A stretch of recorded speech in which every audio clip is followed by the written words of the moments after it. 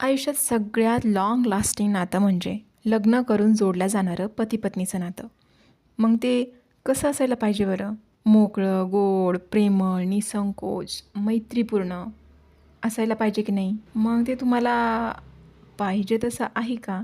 हे बघा, पती पत्नीच्या नात्याची सुरुवात बोलण्यापासून होते. नाही, बघण्यापासून होते. नजरेला ती व्यक्ती आवडली की मग बोलणं सुरू होतं. मग एकमेकांचा परिचय होतो, बॅकग्राऊंड, आवडीनिवडीविषयी बोललं जातं, जाणून घेतलं जातं आणि मग लग्न आणि मग शारीरिक संबंध. एवढ्या 3 स्टेजेसमध्ये नवरा बायकोच्या नात्याचा पाया रचला जातो.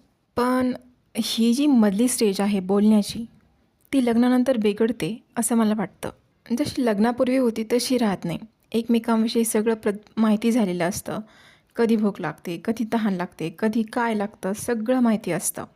आणि विशेष म्हणजे एकमेकांच्या असण्याचं महत्त्व विसरून जातो म्हणा किंवा एकमेकांबद्दलचं महत्त्व राहत नाही म्हणा आणि बोलण्यात आदर राहत नाही. एक गोष्ट लक्षात ठेवा, लग्नानंतर आधी आदर आणि नंतर प्रेम. एकमेकांचा आदर करू शकत नसाल तर तुमच्या प्रेमाला काही महत्त्व नाही. पती पत्नीच्या नात्यात शब्दांचा वापर फक्त संवादासाठी नाही, तर तो नात्यातील गोडवा वाढवण्यासाठी खूप महत्त्वाचा आहे. आपल्या साथीदाराशी नेहमी बोलताना लक्षात ठेवा, टोमणं मारल्यासारखं बोलायचं नाही. हे काम का नाही केलं किंवा तुम्हाला काहीच कसं कळत नाही असं म्हणल्यावर अपमानित वाटतं. तसं अजिबात म्हणायचं नाही आणि मग ते तुमच्याशी बोलायला संकोच करतात आणि संकुचित मन कुणाचंच चांगलं नसतं. त्यामुळे हे का केलं नाही, ते का केलं नाही, त्याऐवजी अरे ते काम राहून गेलं आहे का, जमेल तेव्हा करून देशील का, किंवा मला वाटतं की आपण हे असं केलं तर कसं होईल, असं बोललात तर त्यांना तुमच्याशी जुळवून घ्यायला चांगलं वाटेल आणि ते तुमच्याशी मोकळेपणानं राहतील. नवऱ्यांसाठी जास्त विशेष असलेली गोष्ट मी ऐवजी आपण शब्दाचा वापर करा. जेव्हा आपण म्हटलं जातं तेव्हा समोरच्या व्यक्तीला सहभागाची जाणीव होते. माझं घर म्हणण्यापेक्षा आपलं घर किंवा माझा प्रॉब्लेम म्हणण्यापेक्षा आपली अडचण असं म्हणा. त्यामुळे काय होतं, आपण एक टीम आहोत ही भावना तयार होते आणि त्यामुळे त्यांना तुमच्याशी जुळवून घ्यायला अधिक चांगलं जातं. आणि छोट्या छोट्या गोष्टींसाठी एकमेकांचे आभार माना आणि मन भरून कौतुक करा. तू खूप छान दिसतेस किंवा आजचा चहा किंवा जेवण खूप छान झालं आहे असं त्यांना सांगा.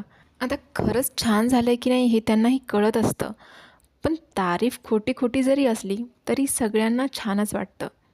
आणि बायकांनीही विचारा त्यांच्या नवऱ्याला, आज दिवस कसा गेला तुझा, तू खूप दमलास ना, असं असं म्हणून काळजी दाखवा. जेव्हा आपण त्यांच्या कष्टाची दखल घेतो तेव्हा त्यांनाही प्रेमाची जाणीव होते. ते जर काही सांगत असले तर शांतपणे ऐकून घ्या. त्यांचे म्हणणे मदतच तोडून त्यांना सल्ले देत बसू नका. फक्त ऐकून घ्या. गोड बोलण्याचा अर्थ फक्त बोलणे असा नाही, समोरच्याचं म्हणणं शांतपणे ऐकून घेणं हा सुद्धा आहे. त्यांचं म्हणणं शांतपणे ऐकून घ्या, यामुळे त्यांना मनापासून आधार वाटतो आणि तुम्हाला पाहिजे असलेल्या गोष्टी घेऊन दिल्यावर त्यांना थँक्यू म्हणा आणि काही चुकलं तर उशीर न लावता पटकन सॉरी म्हणा. हे मॅजिकल वर्ड्स आहेत. या 2 शब्दांचा वापर आय लव्ह यू या शब्दांपेक्षा जास्त असायला पाहिजे. आणि वीकेंडला सुट्टीच्या दिवशी त्यांच्यासोबत काही ना काहीतरी प्लॅन नक्की बनवा. तो प्लॅन सक्सेस नाही झाला तरी चालेल, पण सुट्टीत काहीतरी करू असं त्यांच्यासोबत बोलून एकमतानं ठरवा. महागडे प्लॅन नका बनवू. फक्त घरीच जेवण सोबत करू, त्यानंतर कॅरम खेळू किंवा मूव्ही बघू, आराम करू किंवा मी मसाज करून देईल. अशा काहीतरी त्यांना हलकं फील करून देणाऱ्या गोष्टी प्लॅन करा. आणि लक्षात ठेवा, शब्दांपेक्षाही तुमचा स्वराचा चढ उतार महत्त्वाचा असतो.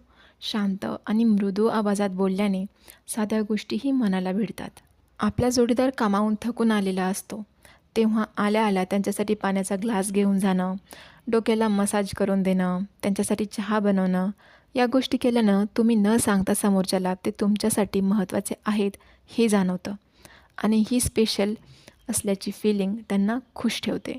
आणि कृतीमधून केलेलं प्रेम हे कोणत्याही शब्दांपेक्षा जडच असते, नाही का? रोमांस तर रोमांसच्या जागी होतोच, पण मला तुझी काळजी आहे हे छोट्या छोट्या कृतीतून दाखवून देणं ही रोमांसच आहे. आणि हा वाला रोमांस कधीही कुठेही कितीही करू शकतो आणि तो जास्तीत जास्त करा आणि आयुष्य गोडीनं सुखानं जगा.